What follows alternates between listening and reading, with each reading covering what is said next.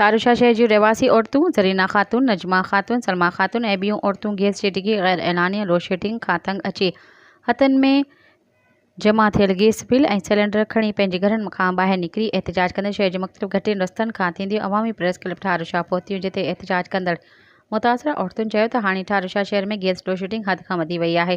सुबुह जो नाश्तो पचाइण वक़्तु गैस नाहे ऐं न ई मंझंदि जे वक़्तु राति जो बि गैस थोरी देरि लाइ ईंदी आहे।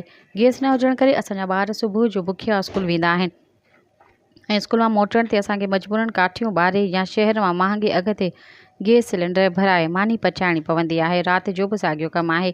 उन वधीक चयो त असांजा चूंडियल नुमाइंदा सुई सदरन गैस कंपनी जा आला अमलदार मामले जो नोटिस वठी ठारूशाह शहर मां गैस जी ग़ैर ऐलानिया डिगी लोड शेडिंग ख़तमु करे असांजो मसइलो हल कनि।